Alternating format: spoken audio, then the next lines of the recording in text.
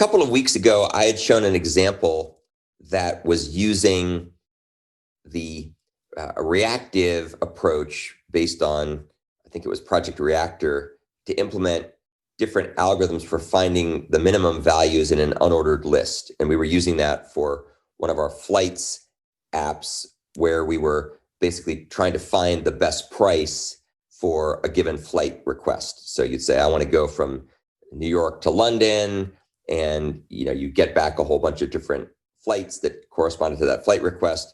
And we wanted to know what are the best prices, and there could be multiple flights that all had the same best price. And when I had talked about that before, I realized that I'd shown you a solution that used reactive programming, but we really hadn't talked about reactive programming yet. So I went back and re-implemented that solution to use functional programming instead of reactive programming. So I thought I would kind of walk through the functional programming version today, which is probably more understandable unless you already had learned about reactive services and reactive programming that we will start covering in a few weeks. So here's the new implementation of this thing. We're going to have a trip request here, and we're going to want to go on a certain date, and we're going to want to leave from a London Heathrow, and we want to go to John F. Kennedy Airport. We want the currency in euros, and we want to book a flight for one passenger. So we want to find all the flights, and we're going to find the cheapest flights, and we're going to have a database of flights, which is going to be shown down here. We'll take a look and see how that comes out in a second. Okay, so we've got three different algorithms. One called print cheapest flights min, which uses a two-pass algorithm that uses the min operator and filter. Then we're going to have one called print cheapest flights sorted, which is also a two-pass algorithm that first calls sort to order the trips by price, and then uses take while to return the cheapest flights. And then the last implementation is really my favorite. It uses a one-pass algorithm and a custom Java Streams collector, which is a really cool feature that's available with the Java Streams framework. So let's go ahead and take a look and see how these things work. So here's print cheapest flights min, and that is this two-pass algorithm. So the first thing we're going to do is we're going to go ahead and call the convert flight prices helper method, and we're going to get the currency that we want to use for this, which in this case is going to be euros. So let's go ahead and take a look at convert flight prices. Convert flight prices, as the method name implies, will convert the flight prices according to the relevant exchange rate. And so we pass in the currency to convert to, and we're going to get back a stream that emits flights with the correct prices. So we go ahead and we make ourselves a new exchange rate object. And this is just kind of hard-coded just to have something to call here. The actual implementation that we use in our various microservices and reactive microservices and the monolithic app is a database, but this is just for testing purposes. And the way we do it is we have a map that maps each currency to the corresponding exchange rates of all the other currencies. So you can see down here, we're going to say, for this particular US dollar exchange rate, obviously US dollars is 1-to-1 with US dollars. British pounds will be 0.72 and euros will be 0.85. And I just picked these values out of thin air. And so that's what we put into the map. And so when you look up in the map and you say, what's the current exchange rate? We go and look in the map. We get the entry, which is itself a map. So we have a map of, I think we have a map of maps. And then we go ahead and get back the map of the from currency. And then we use the to currency to go ahead and look up and get back the actual exchange rate. And you can see there's a couple different ways to do that. So that's what that little thing's doing. And if we pop back out of this here, then we make ourselves an exchange rates object. Then we're going to go ahead and get all the flights. So find flights is this little program. It reads this array of strings, which corresponds to information about each flight, like when it leaves, where it goes from, where it goes to, what its price is, the airline, and then the denomination of the concurrency. So US dollars, euros, British pounds, and so on. And the way this works is we go ahead and take that array and we turn it into a stream. And then we call the map method calling the make trip factory method. And that just takes the string that gets passed in. We split it using the comma to turn it into an array of strings. And then we just go ahead and use the value of factory method to basically pull apart each of the strings and make a corresponding flight object. So that's how we basically do that. And then when we're done, we get rid of, we are only going to find objects that map the trip request. So in other words, we're only going to find things that are going from the destination, from the departure to the arrival airport. We ignore everything else. All right, so we find all the flights, and then we go ahead and we're going to convert the currency. So find flights, as you just saw, find flights is going to give back a stream, and then we're going to use the map method on that, and we're going to convert the currency for everything. And what convert currency does is if the from currency and the to currency are different, then we go ahead and set the price of the flight by taking its current price and multiplying it by the exchange rate, which we also use through this call. And what that ends up getting us back will either be a flight that's been updated, whose price has been updated if we needed to, or which is the same if we weren't converting the currencies at all. Okay, so that's how we're going to go ahead and convert the flight prices. We then collect that up into a list. So we have a list of flights with the appropriate prices. And then what we do is now we get into the fun part. This is just using good old Java streams. We convert the list into a stream of flights. We go through and we use the min operator to find the cheapest flight. And keep in mind that min returns an optional because it may turn out that there's nothing in the stream.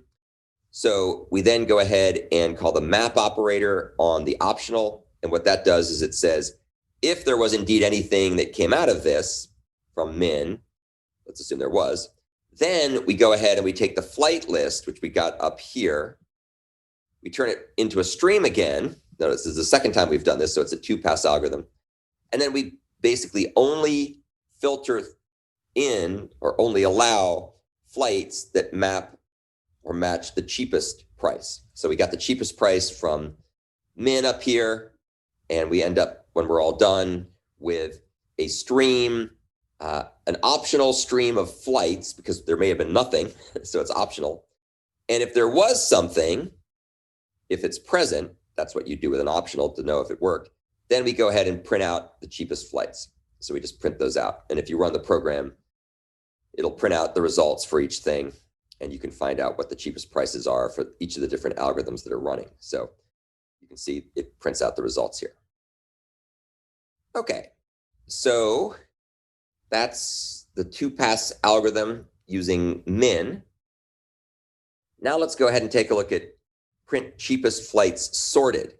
So in this case, parts of it is similar. We convert the flight prices so that they'll all come back in the requested currency, which in this case is euros. But this time what we're going to do is we're going to sort the results by price. So we're going to have a stream of flights sorted from lowest to highest price, and then we collect that into a list. So we have a list of sorted flights. And assuming that there's at least one element in there, if there's no elements in the list, there's no sense in doing what we're about to do. The first element will be the cheapest price. There could be duplicates, but the first one will be the cheapest. We then convert the sorted flights into a stream, and we use the take while operator to basically continue taking all elements that match the cheapest price. And that just kind of chunks away.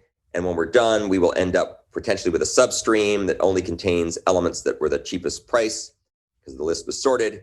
And then we go ahead and we print the results out. Now, again, this is basically a two-pass algorithm, and it does sorting. So depending on various things, it might be less efficient actually than the one up here that was also a two-pass algorithm, but was more linear. So the obvious question that arises is, can you get by with a single pass? And the answer is yes, of course you can. And then the question is, how can you do that with functional programming? And the answer is use a collector. And this is by far the coolest solution. So I'll kind of walk through it. It's also, at first glance, the shortest solution, but when you look at the collector, you see it is a little bit more complicated, but not much more complicated. So the first thing we do is we go ahead and get a stream of flights that are priced with the appropriate currency. And then all we do is we collect them into a list.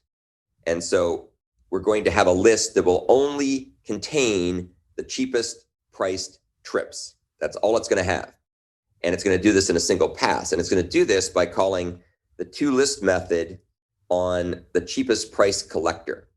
So here's the cheapest price collector class. This is a Java 8 and beyond collector implementation. You can see it implements the collector interface. The collector is a framework that comes with Java 8 and beyond.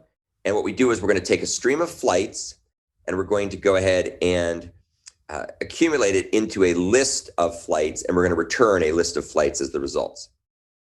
And here's the factory method that when you call toList, it just goes ahead and makes an instance of cheapest price collector.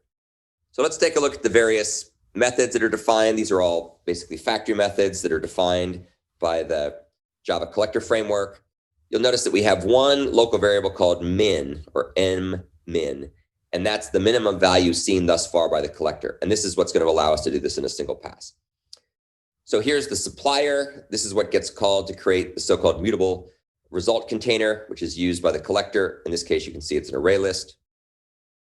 We then have an accumulator, and that's where all the heavy lifting gets done.